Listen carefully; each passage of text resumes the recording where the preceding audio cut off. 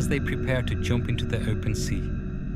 They were unaware of the dangers of those waters, thinking they were harmless.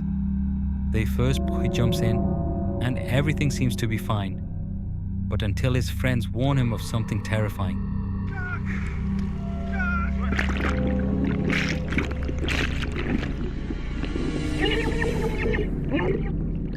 As soon as the boy notices the danger, he tries to escape from it as soon as possible, risking great.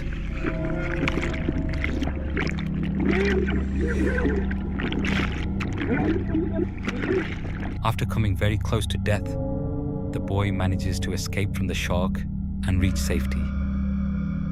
He was very lucky that the shark was not aggressive, otherwise he would never have made it. This video was difficult to watch and show because we are not talking about YouTubers, but about a guy named Yuri Lipsky diving in the open sea with a crew of experts following him. He brought his GoPro with him, unaware that it would record his last moments.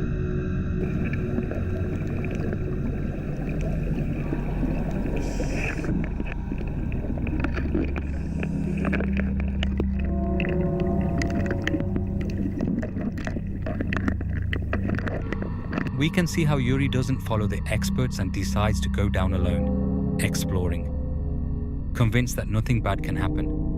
But when you decide to go into the open ocean alone without following the advice given to you, it could be fatal.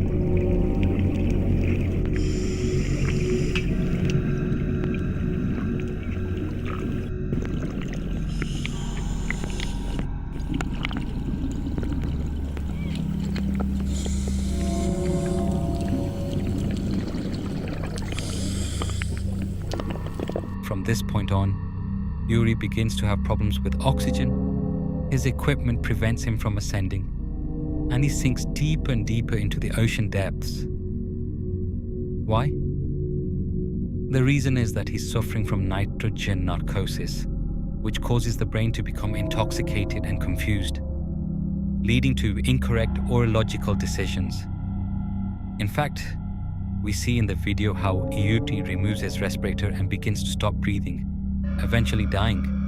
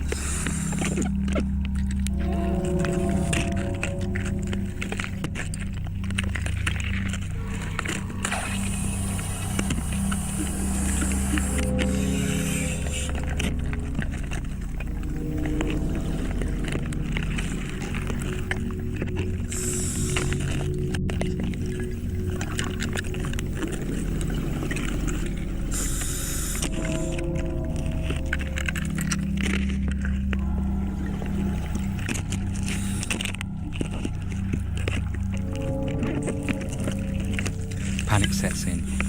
Yuri removes the respirator and begins to suffocate, collapsing to the bottom. On the seabed where Yuri died, there have been many other victims. Since the black hole in Egypt is known for being dangerous and deep, Yuri passed away in 2000, and when his family found the GoPro, they were forced to observe their son's last moments. This video shows the rescue of a man trapped inside a flooded cave. The man was trapped for hours after attempting to explore the cave alone. The most terrifying thing about being trapped in a cave is knowing that no one will come to save you, knowing that you will die of hunger, thirst, or cold. Fortunately, an experienced diver can overcome the cave's dangers, approach, and speak to the trapped man. It wasn't easy to find him. He searched every tunnel, hole, and pitfall. It's not easy to find a man, knowing he might have been dead for a long time. And how would you feel knowing you were looking for a corpse? Like in the previous story, he thinks he's looking for Yuri. Hey, Helen. It's Sorensen.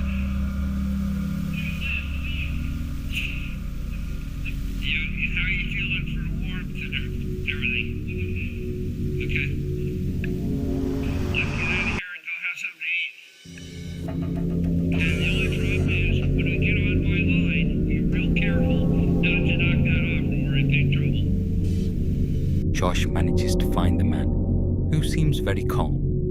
Before descending, he tells the man to stay calm and still near him, because there are many narrow tunnels, and when you navigate narrow tunnels, the risk of getting stuck is high, and it would be a tragedy.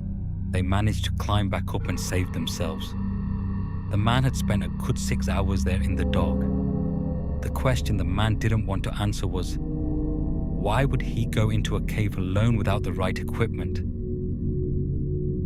In this video, we see the YouTuber deep diver. While he was struggling with an ordinary day of diving, while swimming, he did not notice that the boat with his friend were no longer there, leaving him helpless in the middle of the ocean. The water was starting to get cold. The sun was starting to set.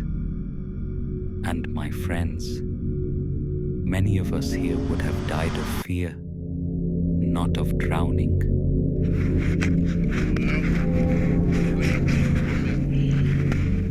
The sun's going down. The sun goes down, they won't do nothing. That's a wrap on old,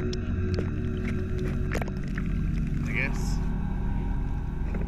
Luckily, Jake didn't panic.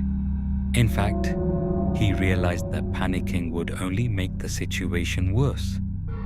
So he decided to relax, lie down, and try to attract the attention of any nearby boats or helicopters. But the sun was starting to set, and seeing Jake would become impossible.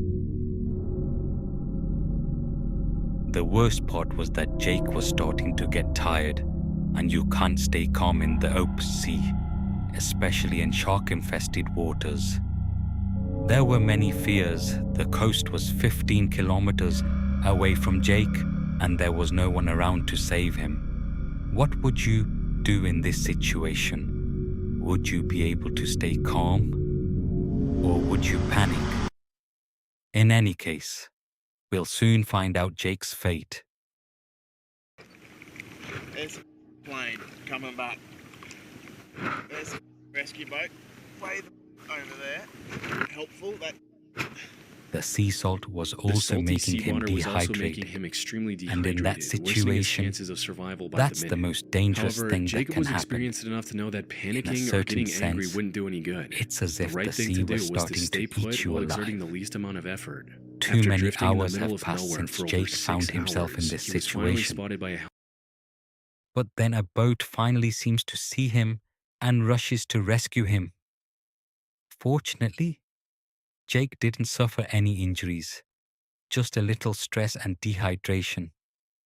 This teaches us that when sailing on the open sea, you should do so with trusted people. When you decide to drive a vehicle on water, such as a boat or ship, it goes without saying that you need to know how to drive it and how to handle waves in the open sea. Well, that's certainly not the case for those guys who decided to take a boat ride, but they were going a little too fast. And if something had gotten in the way, they wouldn't have had time to stop given the speed.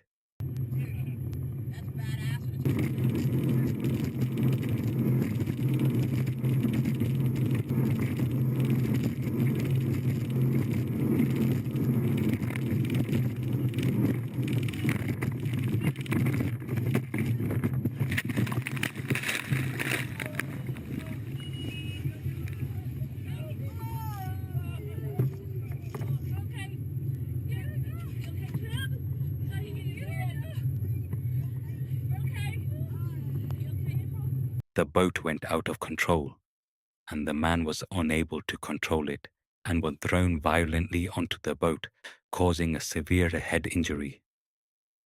The children were also hit, but no one was injured except the man, who suffered a serious facial injury. The girl immediately took the wheel and returned to shore, and the man was rushed to the hospital, suffering from significant internal bleeding.